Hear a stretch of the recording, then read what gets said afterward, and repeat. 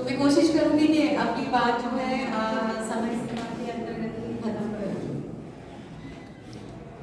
थोड़ा सा मैं हिस्टोरिकल बैकग्राउंड में लेके चलती हूँ कि जो क्योंकि आज का विषय भी दलित समाज है जिसमें उत्पीड़न है और हमारे क्या संविधान में जो अधिकार दिए गए हैं उसके कॉन्टेक्स्ट में हम किस तरह से संघर्ष कर रहे हैं उसको लेकर के हमारा ये आज का सेशन है। तो अगर हम बहुत प्राचीन समय में जाकर के देखें तो दलितों की जो स्थिति है वो आप सबको मालूम है कि बिल्कुल उनको पढ़ने का अधिकार नहीं था, क्योंकि मनुस्मृति जो एक सामाजिक व्यवस्था को बनाने के लिए लिखा गया, रचा गया, जिसमें ये कहा गया कि ढोल पशु गवार और नारी ये सब ताड़न के अधिकारी।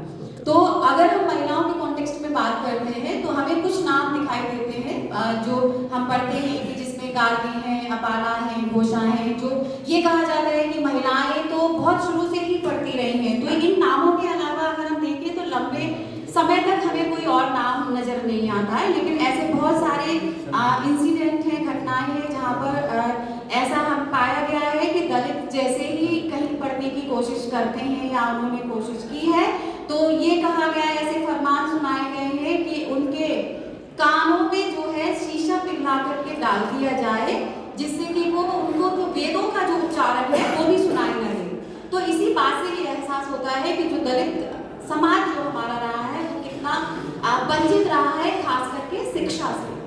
तो थोड़ा सा और आगे बढ़ते हैं तो महिलाओं में हमें रजिया सुल्ताना दिखाई देती है जो एक शासिका बनती है और समाज से लड़ने की कोशिश करती है, जो पितृसत्तात्मक समाज है जिसमें उससे पहले कोई भी शासिका नहीं आती है और बाद में भी नहीं आती है।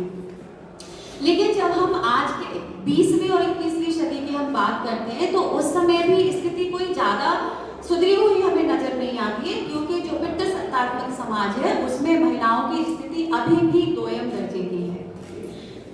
कुछ उदाहरण मैं आज के कॉन्टेक्स्ट में लेकर के बात करना चाहूंगी कि जो अभी शाहीन बाग का जो आंदोलन चल रहा है वो खास करके महिलाओं के आंदोलन कह करके उसको करार दिया गया और खास करके मुस्लिम महिलाओं का आंदोलन जो सीएए के खिलाफ है, जिसको वो नहीं मान रही है, क्योंकि आगे समय में जाकर के न सिर्फ अल्पसंख्यकों पर बल्कि दलित समुदाय पर और महिलाओं पर भी उसके जो है नेगेटिव इम्प्लीकेशंस हो सकते हैं। तो महिलाओं का आंदोलन जब चलता है बहुत सारी बातें जो है समाज में आती हैं कि ये महिलाएं तो फ्री हैं इसलिए वहां पर बैठी हैं। एक ऐसा स्टेटमेंट भी आया कि ये महिलाएं तो 500 रुपए की दिहाड़ी वाली हैं जो वहां पर जाकर के बैठी हैं। तो इसका मतलब ये है कि महिलाओं की जो स्थिति है आप किस तरह से आप ले रहे हैं कि वो फ्री है, मतलब उनके पास कोई भी काम नहीं है इसलिए वो वहां पर आकर के आंदोलन कर रही है। एक दूसरा एग्जाम्पल जो अभी रिसेंटली हुआ है गार्गी कॉलेज। गार्गी कॉलेज विश्वविद्यालय का एक कॉलेज है जिसमें जो गर्ल्स कॉलेज है और वहां पर असामाजिक तत्वों का कॉलेज के अंदर घुसना और हमारी लड़कियों से इस तरह की मतलब अहमानियत भरी जो एक्टिविटीज करना जो हमारे समाज में बिल्कुल खिलाफ है, जो मॉडेस्टी को बिल्कुल ताक कर देते हैं। तो ऐसी जो ये घटनाएं हैं और अभी रिसेंटली एक और डॉक्यूमेंट्री आजकल फेसबुक पे आ रही है गुरुकुलम, जो ब्रेस्ट एक्स के कॉन्टेक्स्ट में बनी थी, जो केरला में जो उस समय होता था। तो आज भी अगर वो उस समय था कि टैक्स देना पड़ेगा, क्योंकि दलित समाज की जो स्त्रियां थी वो अपना ऊपरी हिस्सा जो है वो ढक नहीं सकती थी। अगर वो ढकने की कोशिश करती है तो उनको टैक्स देना पड़ेगा। वो टैक्स इतना भारी है कि दे ही नहीं सकती, तो उनको ऐसे खोल के जाना पड़ेगा। तो जब मैं मूवी देख रही थी तो उस समय उसको देखते हुए मेरे रोंगटे खड़े हो रहे थे कि किस तरह की स्थिति में महिलाएं उस समय थी और आज के समय में स्थिति बहुत ज्यादा बदली नहीं है, क्योंकि जो महिलाएं बाहर निकलती है, जो महिलाएं बाहर जाके काम करती हैं, खास करके अपना इतिहास लिखती हैं, अपना जो उत्पीड़न है उसको कविताओं के माध्यम से, कहानियों के माध्यम से जब ढालने की कोशिश करती है तो उनके ऊपर कई तरह की फप्तियां कसी जाती है कि ये बड़ी खराब औरतें हैं जो स्वतंत्रता की बात करती है, अरे ये तो शाम को लेट आती है, रात को लेट आती है, पता नहीं किस किस के साथ बातें करती है। तो इसका मतलब ये है कि जो पुरुष मानसिकता है वो अभी भी पितृसत्तात्मक है, क्योंकि पितृसत्तात्मक समाज की हम जैसे ही बात करते हैं उसमें रही है, क्योंकि सारे पुरुष ऐसे नहीं है। और खास करके इस जो सोशलाइजेशन प्रोसेस है समाज में, जिसमें एक स्त्री को स्त्री बनाया जाता है और एक पुरुष को पुरुष बनाया जाता है, तो स्त्रियां और पुरुष दोनों ही इस सोशलाइजेशन प्रोसेस के शिकार हैं, जिसमें उनकी अपनी अपनी भूमिकाएं हैं। और जैसे ही एक अपनी भूमिका को बदलने की कोशिश करता है, चाहे वो पुरुष है चाहे वो स्त्री है, उसको ये कह करके मजाक उड़ाया जाता है कि अरे ये तो आदमी बनने की कोशिश कर रही है या फिर ये औरत बनने की कोशिश कर रहा है। जैसे अरे कोई आदमी मान लीजिए घर में काम करने लग जाता है, घर के काम में हाथ बढ़ाता है, क्योंकि जो भूमिकाएं हैं वो एकदम सेपरेट कर दी गई कि स्त्री का काम है, ये पुरुष का काम है।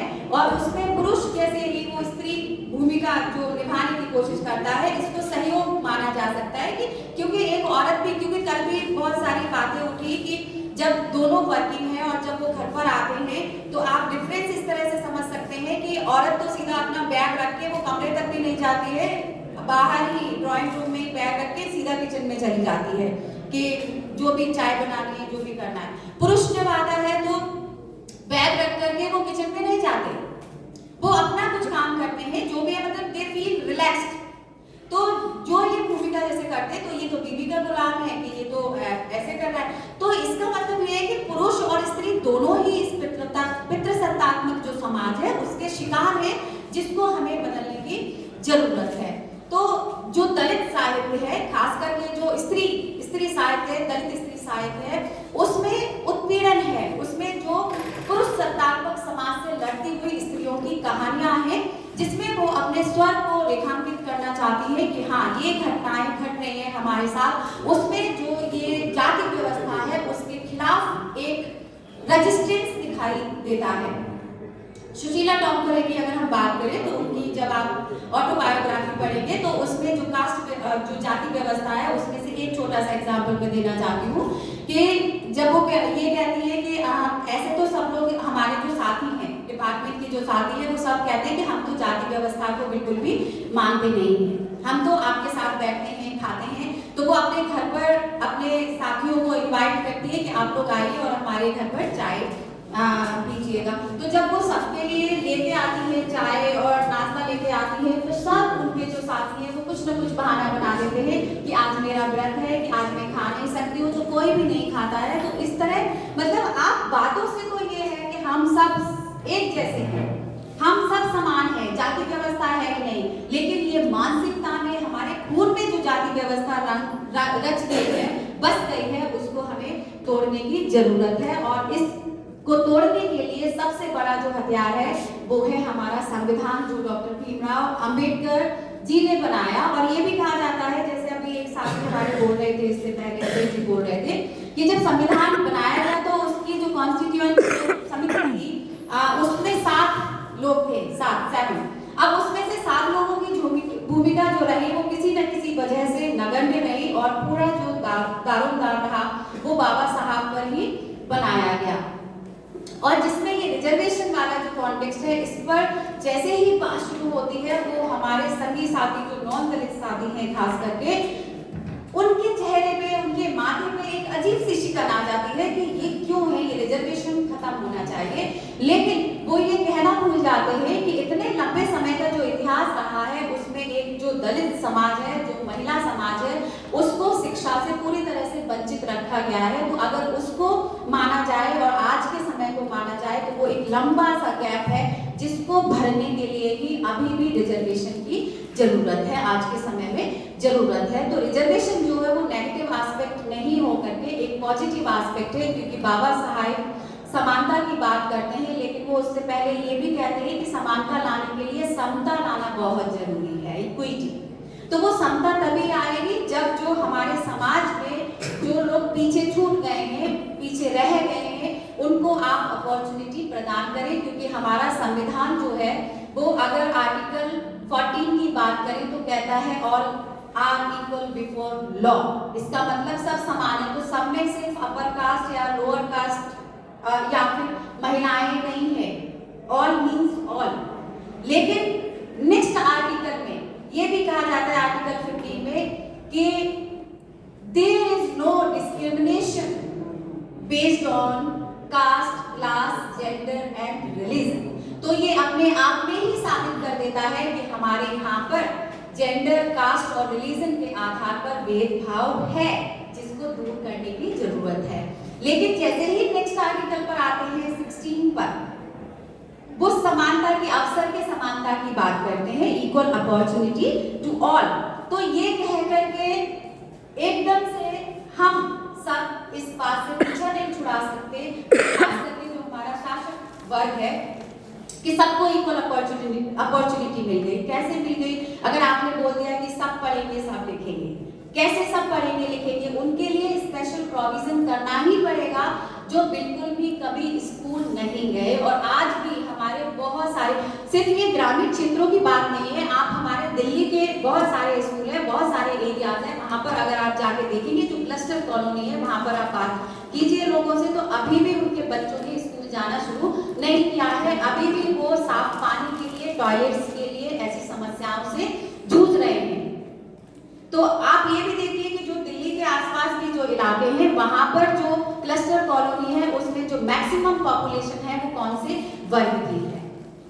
क्योंकि मेरा जो स्टडी का जो एरिया रहा है, रिसर्च का जो एरिया रहा है, मैंने यहाँ पर जो है 30 जो क्लस्टर कॉलोनी है दिल्ली की, उस पर काम किया था। और तब उस समय मैनुअल स्कैवेंजिंग की क्या स्थिति है 2003 के आसपास। कल के सेशन में भी मैनुअल स्कैवेंजर्स पर काफी सारी बात हुई थी। तो उसमें से एक व्यक्ति ने ये सवाल पूछा था कि मुझे क्या ऐसा है कि दिल्ली में मैनुअल स्कैवेंजिंग है? तो उन्होंने कहा नहीं, ऐसा नहीं है, बिल्कुल भी नहीं है। तो ऑन पेपर मैनुअल स्कैवेंजिंग खत्म हो गई है, लेकिन व्यवहार में अभी भी है। आप जो है सुंदर नगरी और नंद नगरी की तरफ चले जाइए, तो जो एकदम जो वाल्मीकि समुदाय के जो लोग हैं, वो कहाँ पर रह रहे हैं? जो सार्वजनिक जो शौचालय बने हुए हैं, उनके आसपास जो बाउंड्रीज होती है, वहां पर वो अपनी झुग्गी झोपड़ी बनाकर रह रहे हैं। और वो उनको, क्योंकि मैनुअल स्कैवेंजिंग का मतलब सिर्फ ये नहीं है कि आप ड्राई टॉयलेट साफ कर रहे हो इंडिविजुअल्स के, अगर आप कम्युनिटी टॉयलेट्स भी साफ कर रहे हो, that is also the form of manual scavenging, वो भी तो साफ कर रहे हैं ना। एक डॉक्यूमेंट्री है मार्टिन मैकवान की, इंडिया अनटच्ड। अगर मौका मिले तो आप लोग देखिएगा कि उसमें जाति के आधार पर, धर्म के आधार पर किस तरह से भेदभाव होता है, चाहे वो मंदिर है, चाहे वो मस्जिद है, और चाहे वो गुरुद्वारे हैं। आप वहां पर जाके देखिए कि जो दलित समुदाय है, उसको किस तरह से अलग अलग द्वारों के माध्यम से प्रवेश कराया जाता है। तो अगर हम फौरी तौर पर देखें, ऊपरी तौर पर, तो हमें ये समाज में बड़ा अच्छा सा समानता नजर आती है। और बड़ा अच्छा लगता है कि आज के समय में महिलाएं, पुरुष और अपर कास्ट और लोअर कास्ट सब जो है, मतलब ये टर्म जो है ठीक नहीं है, शेड्यूल कास्ट, शेड्यूल ट्राइब्स और जनरल, वो सब जो है समान हो गए हैं। लेकिन जब तक हम इसके अंदर घुस कर के नहीं देखेंगे, तब तक हमें इसकी असलियत पता नहीं चलेगी। और अंदर घुस कर के देखने का काम जो है वो हम ही कर सकते हैं। हम सभी दलित और महिलाएं कर सकते हैं, क्योंकि उन्होंने उस दर्द को महसूस किया है, उस दर्द को सहा है। इस प्लेटफॉर्म के माध्यम से मैं एक बात और कहना चाहती हूँ कि हमारे दलित समुदाय में ही हम सब एज अ पुरुष, जो पुरुष हैं, वो एक्टिविस्ट के तौर पर तो इस जाति व्यवस्थात्मक समाज से लड़ रहे हैं, व्यवस्था से लड़ रहे हैं। लेकिन वो जैसे ही अपने घरों में आते हैं, वो पितृसत्तात्मक व्यवस्था को फॉलो करने लग जाते हैं। वो उसी, क्योंकि वो उनकी गलती नहीं है, they are also the part of this patriarchal society. लेकिन अगर हम इस फील्ड में उतर आए हैं, तो हमें we have to think about it that we should not practise this system. हमें अपनी महिलाओं को जो है वो बराबर का सम्मान और स्पेस देना ही पड़ेगा। तो ये मेरी गुजारिश भी है यहाँ पर जितने पुरुष हैं, आई होप कि वो इस तरह का प्रैक्टिस नहीं करते होंगे, लेकिन अगर है भी तो वो उसको मतलब सुधारने की कोशिश करें और अपनी महिलाओं को बराबर का सम्मान देने की कोशिश करें। एक कविता से मैं खत्म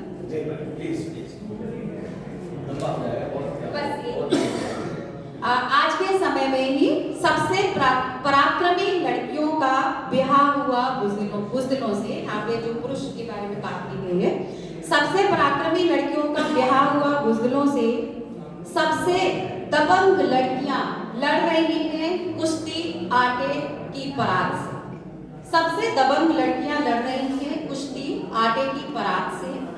और सबसे कायर पुरुष कर रहे हैं शासन सभी तरह की लड़कियों। बहुत बढ़िया।